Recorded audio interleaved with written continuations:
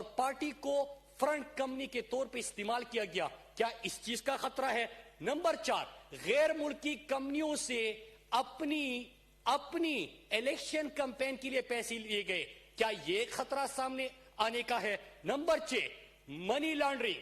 और money laundering हुई, और ये पानामा का जब केस आया था चेयरमैन साहब, तो मैं एक हवाला उसको दे दूं कि उसमें ये चीज भी सामने आई, और जेआईटी सबको याद होगा कि कंपनियों को इस्तेमाल किया गया, पार्टी को इस्तेमाल किया गया यहां से मनी लॉन्ड्रिंग के लिए। तो क्या यह खतरात है? रिकॉर्ड की दुरुस्ती की जरूरत थी चेयरमैन साहब। एक सवाल का मैंने जवाब दे दिया। यहां पे बार बार पीटीआई फैसला है इनके हवाले से। फैसला यह है कि रसीदें और रिकॉर्ड इन दो जमातों ने मुहैया नहीं किया। 6 हफ्ते भी गुजर गए, एहतिजाज भी आपने कर दिया। आप ये रसीदें दे दें ताकि कौम को पता चले कि एक और जो फॉरेन कंपनीज है, फ्रंट कंपनीज है, करप्शन किकबैक का पैसा है, वो कौम के सामने नजर आ जाए। और ये मैं डॉक्यूमेंट्स दिखा रहा हूं सर, कोई मैं खुद से बात नहीं कर रहा। नंबर 2 बात हुई सर पीआईए की। सर बिल्कुल सीनियर भी है और उन्होंने बात अच्छी की। 2-3 नुकात उन्होंने उठाए। नंबर 1 ये कि प्राइवेटाइजेशन, ये चाहते हैं कि प्राइवेटाइज कर दे। पिछली हुकूमत तहरीक इंसाफ की नहीं थी, 41 इदारों की इन्होंने प्राइवेटाइजेशन लिस्ट पे डाला था। इनका वेबसाइट भी उठा के देख लीजिए, इनका मंशूर भी उठा के देख लीजिए, उसमें एक पीआईए भी था। लेकिन चेयरमैन साहब पीआईए की हालत क्यों हुई, पहले ये समझे। हमारे यहां सिर्फ यहां पे खजाने से पैसा चोरी नहीं होता। आपको याद होगा मैं कौमी असम्बली में अपोजिशन में था कि हमारा यहां से जहाज चोरी हो गया था। महीनों तक इल्म ही नहीं था कि जहाज कहां पे चला गया। फिर बाद में पता चला कि जर्मनी से जो सीओ ये लेके आए थे और जिसका बड़ा जिक्र इन्होंने किया था, लाखों की तनख्वाहें उसको दी जा रही थी। पता चला कि वो जहाज जर्मनी से बरामद हुआ है। तो सिर्फ यहां पे खजाने से पैसे चुराए नहीं गए, जहाज भी चोरी होते हुए हमने देखे। फिर एक और चीज चेयरमैन साहब, ये लीज की बात करते हैं, गिरवी रखने की बात करते हैं, आपने छोड़ा ही क्या है? जिधर भी जाए, जिस चीज को भी उठाए, वो तमाम का तमाम आपने लीज पे रख दिया। लेकिन कौम को आपने क्या दिया? चेयरमैन साहब, एक तो मैं पीआईए की ये वजाहत करना चाहता था, और जिस तरह उस इदारे को तबाह किया गया, तो मैं खुद इसके ऊपर कमेंट नहीं करूंगा। मैं इन्हीं के अपोजिशन की जो आजकल है मुस्लिम लीग नून के वजीर मुमलिकत खजाना बने थे मिफ्ता इस्माइल, उसका एक स्टेटमेंट पे मैं ये पीआईए वाली बात भी खत्म कर दूंगा कि स्टील मिल पीआईए लेने वालों को, जब प्राइवेटाइजेशन की तरफ जा रहे थे, फिर पीआईए खरीदने वालों को स्टील मिल मुफ्त मुफ्त मुफ्त। ये उसका स्टेटमेंट था चेयरमैन साहब। इससे आप अंदाजा लगाए कि आपने इदारों की हालत क्या की थी। नंबर 3 चेयरमैन साहब, यहां पे बात हुई बड़े प्रोजेक्ट्स की। चेयरमैन साहब, ML1 PC1 कब बना? मौजूदा हुकूमत में बना। फिजिबिलिटी कब बनी? मौजूदा हुकूमत में बनी। इकनिक ने अप्रूवल कब दी? मौजूदा हुकूमत में बनी। प्रोजेक्ट ग्राउंड पे कब आया? मौजूदा हुकूमत में आया। हम यहां पे जो भी चीज उठाते हैं कहते हैं कि हमने सोचा था लेकिन कर कुछ और रहे थे। यहां पे बादशाह डैम, मोमन डैम, जिस डैम का जिक्र करे, 60 की दिहाई के बाद, अयूब खान के दौर के बाद अगर डैम पे प्रैक्टिकली काम इस वक्त हो रहा है तो वही इमरान खान की हुकूमत में हो रहा है। इमरान खान अगले इलेक्शन का नहीं, आने वाली नस्लों का सोच रहा है। चेयरमैन साहब, इसके बाद इन्होंने बात की और सड़कों की भी बात की। चेयरमैन साहब, आपका ताल्लुक बलूचिस्तान से है। खोशाब अवारान का आगाज हो चुका, हमने किया। M8 खुशदार बसीमा का आगाज हो गया, हमारे दौर में हुआ, हमने किया। फिर उसके साथ साथ हमारा जोब कुचलाक हमारे दौर में हुआ। फिर इसके साथ इसी महीने क्वेटा बाईपास हमारे दौर में इस महीने में आगाज होने जा रहे हैं। डेरा मुराद जमाली बाईपास हमारे दौर में, इस दौर में। और सर, आपकी 2 सड़कें हैं, अगले मार्च के महीने में इंशाल्लाह उसका भी अब टेंडरिंग प्रोजेक्ट शुरू हो चुका है, उसका इफ्तिताह करेंगे। बलूचिस्तान का, अगर बलूचिस्तान की बात कर रहे हैं, मैं सिर्फ बलूचिस्तान का हवाला दूंगा, ज्यादा तफसीलात में नहीं जाऊंगा।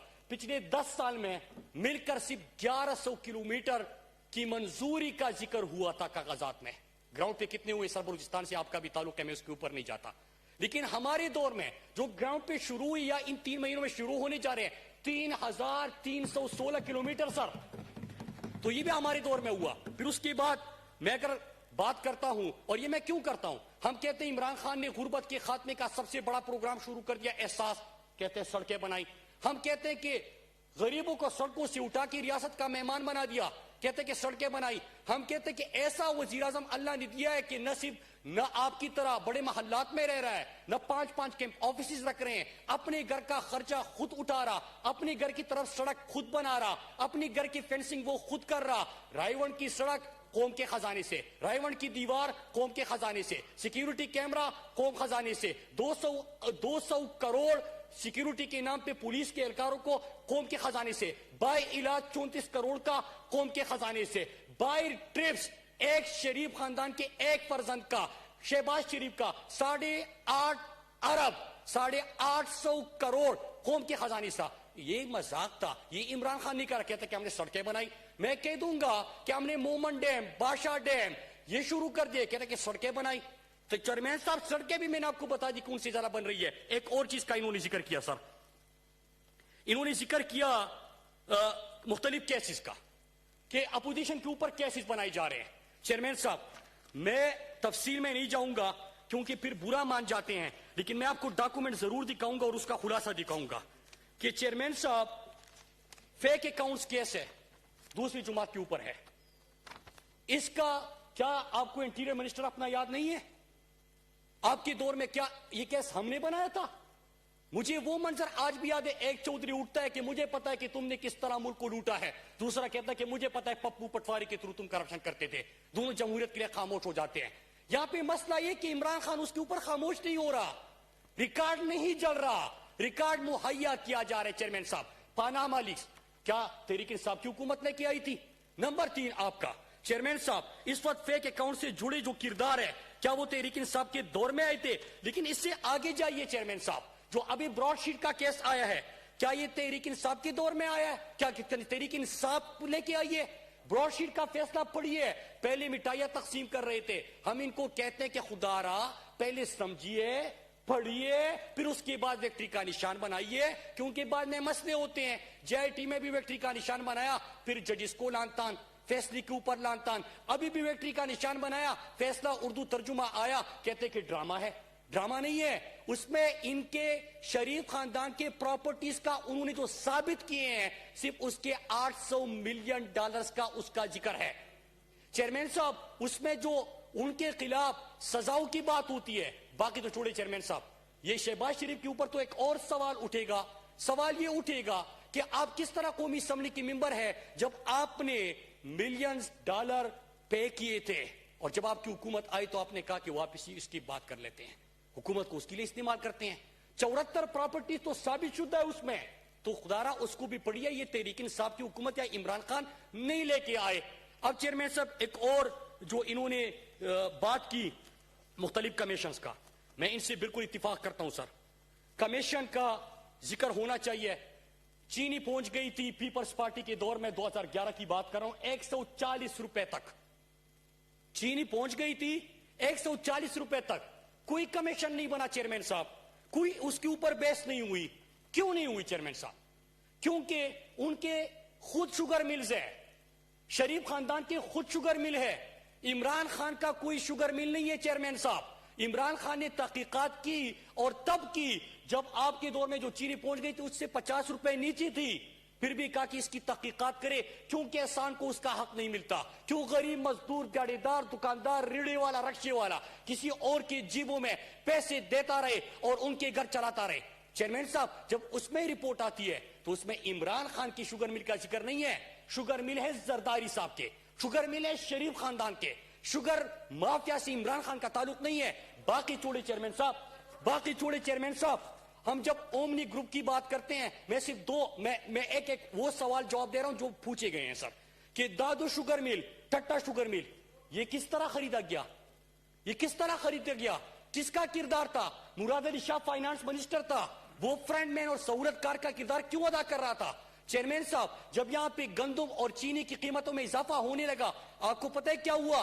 गोदामों से, आपके गोदाम से कोई गंदम बरामद नहीं हुई थी, कोई शहजाद वसीम साहब के घर से गंदम बरामद नहीं हो रही थी, गंदम भी गोदामों से चोरी हो रहा था। चेयरमैन साहब, शुगर मिल में जब यहां पे पंजाब में आपने हाथ डाला, सिंध में शुगर माफिया उनकी हिफाजत के लिए पहुंच गया।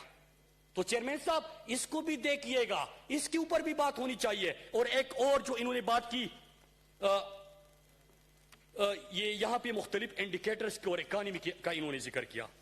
मैं आपके सामने वो भी रख लेता हूं चेयरमैन साहब। ये आज के ब्यूरो ऑफ स्टैटिस्टिक्स के इकोनॉमिक इंडिकेटर्स मैं आपको दिखाता हूं। इसमें आप देखिए सर कि आपकी क्या चीजें हो रही। एक्सपोर्ट में आपके 5% इजाफा चेयरमैन साहब, आपके रिमिटेंसेस में 24.9% इजाफा। मैं खुद से नहीं पढ़ रहा, मैं आपको इकोनॉमिक जो ब्यूरो ऑफ स्टैटिस्टिक्स की रिपोर्ट है वो आपके सामने रख रहा हूं। फिर उसके बाद आप आ जाए इन्वेस्टमेंट में आपका इजाफा, स्टॉक एक्सचेंज में आपकी तेजी, फिर आप लार्ज स्केल मैन्युफैक्चरिंग में 5% इजाफा। और लार्ज स्केल मैन्युफैक्चरिंग मतलब ये कि आपके वहां पे लोगों को रोजगार भी मिलेगा। उसमें एक टेक्सटाइल मिल को लीजिए सर,